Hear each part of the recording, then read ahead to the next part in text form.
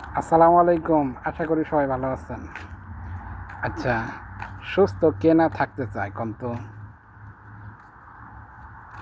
সুস্থ দেহ, সুন্দর মন, হাসি খুশি সারাক্ষণ। কেউ যদি শারীরিকভাবে সুস্থ থাকে, তার মনও ভালো থাকবে, জীবনও ফুরফুরা হয়ে যাবে। কিন্তু সুস্থ থাকার জন্য আমরা কে কী করি বলেন তো? এখন জিজ্ঞেস করে অনেকেই, আচ্ছা আমি সুস্থ হইতে হলে কী খাইতে হবে? এরা জিজ্ঞেস করে না যে সুস্থ থাকতে হলে কী কী খাওয়া যাইব না, কী কী খাওয়া বন্ধ করতে হইব। নবীজের তরিকা: পাকস্থলীরে 3 ভাগ করো, 1 ভাগ খাবার খাও, 2য় ভাগ পানি খাও, 3য় ভাগ খালি রাখো।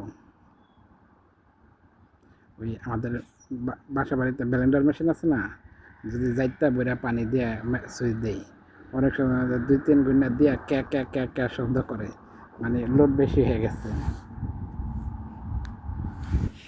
আর ঘোরাইতে পারতেছে না।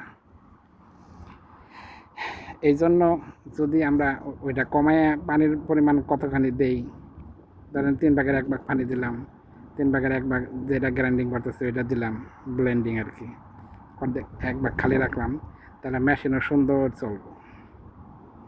আমাদের শরীরও ওরকমই, মানে আমাদের শরীর ওরকম ব্লেড করে না, কিন্তু কিছু একটা মেকানিজম তো অবশ্যই। আমি তো ডাক্তারও না, কবিরাজও না।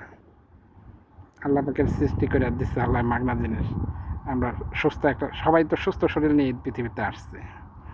এখন ওই কেউ দেখা যায় পুরাটা যাইতা পরে, তার উপরে পানি দেয়, এরপর সুইচ দিয়ে কয় কি মেশিন ঠিক মতো চলে না, মেশিন ঠিক মতো চলে না। মানে চিন্তা করে দেখেন, সুস্থ থাকার জন্য আপনি কি করতে চান? যে আমি অদমের জন্য দোয়া করবেন। আসসালামু আলাইকুম। আল্লাহ যাতে আপনাদের সবাই সুখে রাখে, সুস্থ রাখে, ভালো রাখে। আমারও যাতে আল্লাহ সুখে রাখে, সুস্থ রাখে, ভালো রাখে। আল্লাহ পাক আপনাদের সবাইকে দুনিয়া ও আখিরাতের কল্যাণ দান করুক, সাথে আমাকেও দান করুক। আল্লাহ হাফেজ, ফি আমানিল্লাহ।